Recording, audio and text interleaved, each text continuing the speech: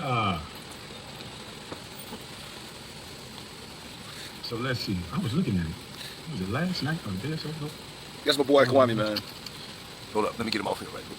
man, I was looking at it the day or so ago. And I was supposed to react to it. Is it this one? What's up, people? What's going on this morning? Good day. Just sitting back chilling. Listen to my man Kwame Brown. Just sit back and call out sucker shit. That's basically all he do.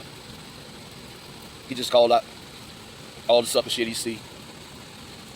All the sucker shit most real men see going on, you know what I mean, in media. Mostly in YouTube style media, you know what I mean, where everybody is a reporter, everybody's a commentator, everybody has an opinion, including yours truly. Bless the damn best. Now, I ain't gonna ask y'all to hit the like button on the way in. However, I will ask you to hit the like button on the way out if you agree with the main points, you know what I mean? The little nuance, side note things, you know. I may be a little extreme for some people, but just the basic points is what I want you to give me that like for. All right. Man, this Kwame Brown situation is amazing. And it's like almost like how Donald Trump like exposed the falseness and the fakeness and basically honor system, the way our government is run, like on the honor system. A lot of things that we thought were actual laws or rules that if you break these rules, then it's always somebody that can come down on you and hold you accountable. But Donald Trump showed us that it's not really like that. That's an illusion. This country runs on the honor system. And that was exposed by Donald Trump. What Kwame has exposed in the internet circles, like, you know, you got in this YouTube thing, you got several big platforms that's been doing this for years, right? And it's quite a few of them, but it's too many to really discuss as a whole. So I'm gonna basically keep it to the black content creators that basically focus their content on black social issues and black empowerment, right? Everybody know the giants in this genre, you know what I mean? And the ones that have been around for years, you know, and have developed a following over time. And then you got every now and then somebody comes on the scene and has like a meteoric rise, you know what I mean? It's something that they say or something that they stand for. It resonates with the people so strong that they develop a following in maybe in months what it normally would take like 5 years to develop. Okay. In months what it normally would take like 5 years to develop. Okay. Every time this happens, it's a mild earthquake that come through. And you know, some of the older, more established platforms, they always feel threatened by the new face. Not all of them. More do than don't, but not all of them. So the new face, he's watched, and he's followed, critiqued, criticized, and scrutinized to a high level. And he must stand up to that scrutiny because it's coming, you know. Everybody gets it, right? And so the sensible people in the black conscious community and that follow the black conscious community, they wait, you know what I mean? They sit back and they listen and they wait, you know what I mean? They don't, the first time they hear about this guy or whoever, they don't jump straight out the window, you know what I mean, offering opinions based on opinions. You know what I mean? Like people that talk and give commentary on YouTube, it's hard to get the message in one video. So smart people, they sit back, listen, and watch the way they move. Because it always comes back to this, because the young Pharaoh thing was the first time that, not the first time, one of the few times that I've been on the wrong side of the argument. You know what I mean? It caused to give me pause about everybody, right? So All right, we gonna talk about Kev Gills now, right? Okay. First of all, you got to understand that Kev Gills didn't walk in off the streets and just sit behind a microphone and start doing what he do. He's a media guy. He was a media guy before he started YouTube channels. You know what I mean? He has a certain amount of formal training in what he does. And what he does is runs his mouth for a long time. That's his talent. That's his talent. His talent is being able to run his mouth for a long time. And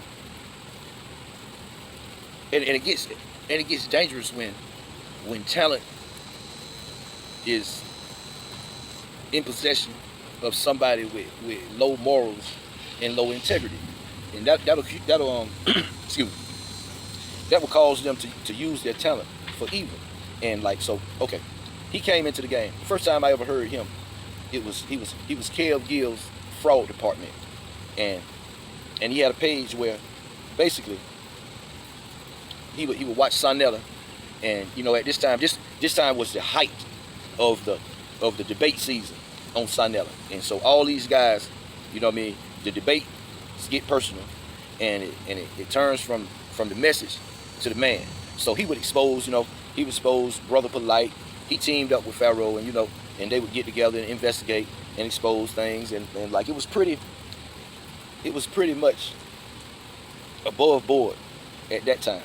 But just like a lot of the others, you get popular and your integrity gets tested, and then you're gonna be faced with that bag of silver. And in his case, the bag of silver was, just like in many others cases, you build your platform up, the money starts rolling in, but the formula that you use to build your platform up ends up ultimately consuming you, because you can't stop. Like if the thing that built you is controversy, you married to that controversy forever, because when you go in a different route, your numbers are gonna drop, because the main thing that the people was coming to you for was the controversy. That's where